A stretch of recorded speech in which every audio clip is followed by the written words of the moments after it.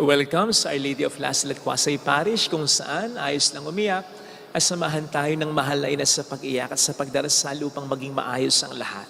Taong 2023, nang lumahok si Senberi Teferi, isang Olympic athlete runner sa isang road race sa Atlanta. And as expected, nanguna siya nung una sa mga katunggali niya. Nung una. Kasi naman, nang lumaon, in fact, malapit na siya sa finish line. Ilang metro na lang, ilang segundo na lang, finish line na. Nagkamali pa siya. Abay, akalain yung bigla niyang sinundan yung pulis na nakasakay sa motor, na nag-e-escort, nag-a-assist lang naman sa kanila. Yung pulis, magpapark na kaya kumanan na Kasi nga, ang finish line ay malapit na. Akalain mong sinundan niya. Ayun. Naging third na lang siya. And it cost her a lot. Yung prize money na ay, if I'm not mistaken, $10,000. Dapat sanay sa kanya, hindi niya nakuha. Akalain niyo yun. Sipin po ninyo kung tayo siya. All the while, you are doing well. Ang ganda ng ginagawa mo, ng pinapakita mo. Hanggang sa isang pagkakamali, mawawala ang lahat sa iyo. Ano kaya ang mararamdaman natin pag ganito? Sinabi ko po yan as an intro kasi yan ang makikita natin ngayon. Kahit paano sa ating unang pagbasang napakinggan na po pwede nating i-relate din naman sa Ebanghelyo later on. Sa ating unang pagbasa, narinig natin ang karakter ni Moises. Si Moises lang naman ang siyang nangunguna sa mga Israelita for 40 years ng kanilang paglalakbay papunta ng Promised Land. And he was doing well. Kahit may konting mga panakanakang kahinaan, kapintasan, okay naman Wala namang perpektong pinuno, di ba? Until magkamali pa siya. Ano yung pagkakamali niya? Sinabi ng Panginoon sa kanya na mangusap lamang, magsalita lamang sa bato. Anong ginawa niya? Pinukpok niya, hindi lang makaisa, 2 beses pa. Ito ang naging dahilan para sabihin ng Diyos sa kanya at kay Aaron, hindi na kayo makatutungtong ng Promised Land. Wow! Akalain niyo yun? Sa tinagal-tagal na panahon, sa daming efforts na ginawa niya, ang lahat ay mauuwi lang sa wala. Talaga? O pwede po niyong isipin na simpleng pagkakamali lang ito. Pero kung pagninilayan po natin yung konteksto, hindi po ito simpleng pagkakamali. Hahaba na lang po ang sermon ko kung pagninilayan pa natin. Pero ang Diyos ang nagdesisyon Hindi ito isang simpleng pagkakamali. Kaya nga po kahit anumang pakiusap ni Moises, hindi na talaga pumayag si Yahweh, ang Diyos. Ano po ang pwede nating matutunan dito? Ay malaki. Ang isa sa pwede nating matutunan at lagi sanang maging laman ng ating isipan ay yung lesson na kahit kanino pwedeng mangyari ito. Yes, kahit sa akin, kahit sa iyo, who may be doing well. Nagsisikap ka, nagpapakabait ka, nag-iingat ka. Pakatandaan po natin yung sinabi ni San Pablo sa 1 Corinto 10:12. Sa mga nag-akalang nakatayo sila, matatag sila, huwag kayong pakasigurado kaya kasi baka biglang mabuwal kayo. Ibig sabihin, huwag tayong pakakumpiyansa na hindi pwedeng mangyari sa atin ito. Mag-ingat po tayo sapagkat tayo nga po, o kayo nga po, tayo nga po, na may mga ginagawang maraming tama, na nagsisikap magpakabuti talaga sa tulong ng Diyos, ma-accomplish ang mga magagandang bagay sa tulong ng Diyos, magabayan ang ating kapwa sa tulong ng Diyos. And while we are doing well, we should be careful. Huwag tayong pakakumpiyansa dahil tayo ang pinaka-numero unong target ng demonyo para siluin niya, para tayo magkasala, para i-disrupt ang ginagawa nating maganda. Kaya, mag-ingat ha. At para dyan, bukod sa panalangin siyempre pinakauna, pagdarasal, pananalangin, pagtawag sa Diyos, lalo na pagsisimba. Kasi hindi natin kayang mag-isa, kailangan natin ng tulong niya. So yun ang basic Pero bukod dyan, meron akong 2 magkaugnay na payong ibibigay.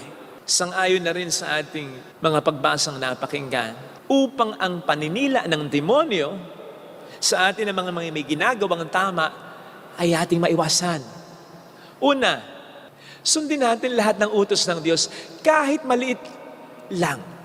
Huwag lang yung mga malalaking utos, mga seryosong utos, kahit yung mga maliliit lang, sapagkat lahat naman ng utos ng Diyos ay mahalaga eh. So, sundin natin, seryosohin natin, karirin natin, kahit yung mga utos na para sa atin ay, simple lang yan, maliit lang yan, sundin natin. Sapagkat ito rin ang siyang tutulong sa atin, sa grasya ng Diyos, na masunod kahit ang mga malalaki at mga mas seryoso, mas komplikado, mas mabibigat na utos ng Diyos sa atin. Halimbawa po ako, malaking tulong sa akin yung nakagawian ko na kapag mayroon akong nakitang gamit, hindi ko talaga angkinin. Kahit piso lang, pagtatanong ko yan, o kaninong piso to? Kaninong 10 piso to? Promise, talagang pagtatanong ko yan. 10 piso? Piso lang naman. Pwede ko nang ipamulsa yan, di ba? Pero pagtatanong ko, kung wala mang umaamin pa, wala mang magpe-claim pa, ibibigay ko sa kinaukulan. Kung sino yung tao doon, gwardiya ba yon? Kung sino yung malapit sa lugar na yon? O pag may nagtanong, ito yung piso niya. Basta, hindi ko angkinin. At malaking tulong ito para sa akin na nakagawian ko na kahit yung mga simpleng bagay na yan, pagdating sa bagay na hindi sa akin. Kasi, nagkagamit ko ito sa grasya ng Diyos in handling big, huge amount of money. Halimbawa, pera ng parokya, hindi mahirap para sa akin ang maging honest. Kasi, nakasanayan ko in small things. Sigurado ko na kung makakita man ako, halimbawa, 10 milyon, andyan, ay iwan, siguradong hindi ko itatago, siguradong hindi ko angkinin. Sigurado ko to. At yun ay dahil kahit sa mga simple na bagay, hindi tayo nagpapasubok. Sa grasya ng Diyos, ito ay ating sinusunod. Maliwanag ang sabi ng Panginoon, sino mang nagiging katiwa-tiwala sa maliit na bagay, ay mapagkakatiwalaan din sa lalong malalaking bagay. Kaya, mga kapatid sundin natin kahit ang kaliit-litang utos ng Panginoon sa atin, sapagkat hindi natin alam baka yung simple lang sa atin, katulad nung pagkakamali ni Moises. Baka yung simpleng utos para sa atin na hindi natin susundin, hindi naman pala simple sa paningin ng Panginoon natin. Remember that His ways are not like our ways. His thoughts are not like our thoughts. Kaya po pwedeng yung simple lang sa atin ay big deal para sa Panginoon. Lalong-lalo na kung yung mga simple na yan ay nakagawian na nating hindi sundin. Malaking bagay na rin.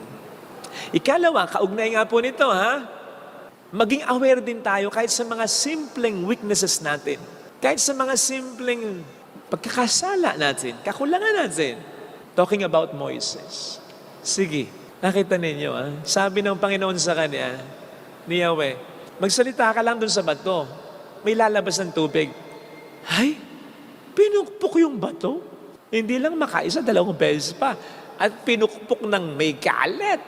Buisit siya. Ano yun? Alam po ninyo, maiuugat natin ito sa mga simple, maaring simple na hindi pinansing mga kahinaan ni Moises O hindi nga ba't nandun yung temper ni Moises? Halimbawa, nung makita niya na inaapi yung isang Hudyo, yung isang Hebreo, o di ba dahil sa galit niya, napatay niya yung isang Egyptian? O di ba? Nang bumaba siya galing ng bundok, nakita niya, the Israelites made a golden calf. Ano ginawa niya? Binasag niya yung tableta ng 10 kautusan. Nainis din siya, nagalit din siya. Sa pagmamatigas ng Farao, ayaw pa rin palayain ng mga Israelita. May pattern May pattern siyang magagalitin, maiinisin, bugnutin. Ito na yon, nag-build up, lumabas, sumabog. Kaya ito ay paalala sa atin mga kapatid Kasi yung mga simpleng pagkakamali natin po pwedeng pagmulan ng mga malalaking pagkakamalian which could cause us everything. Kaya iwasan na natin.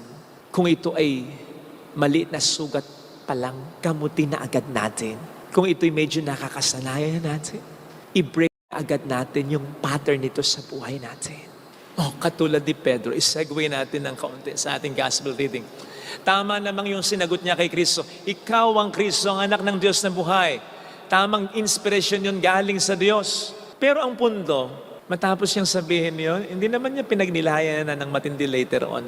So katulad lang din ito sa mga nauna ng mga nagiging pahayag din o magiging pahayag pa ni Pedro na maganda sana pero hindi niya pinagninilayan, hindi niya nakagawi ang isiping mabuti later on.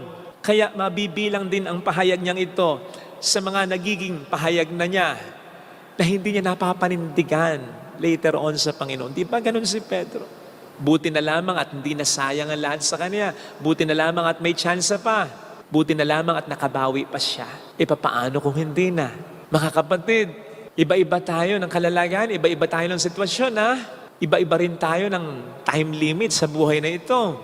Kaya mag-ingat na po tayo sa simula pa lang. Huwag tayong pakakumpiyansa.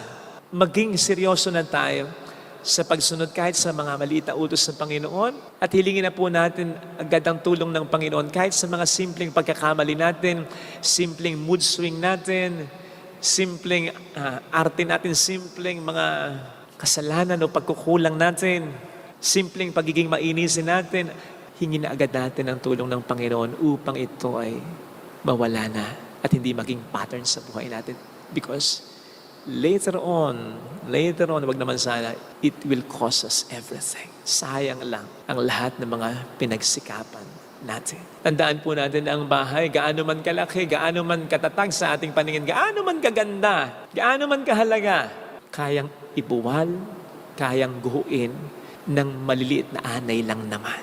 Nilalang natin ang anay kasi madali lang solusyonan yan Pest control lang yan Pero kapag hindi natin ginawa agad, hindi natin naagapan, suddenly, magugulat ka na lang, ang bahay mo na napakaganda, napakatatag, napakatibay sa iyong paningin, ay mahina na pala, guguho na at wala ng kwenta.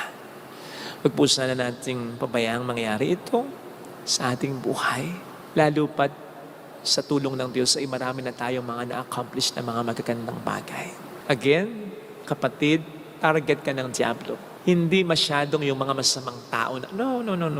Ang target ng Diablo ay yung mga marami nang nagagawang maganda para kay Kristo at sa kanyang kapwa-tao. Mag-ingat tayo. Amen.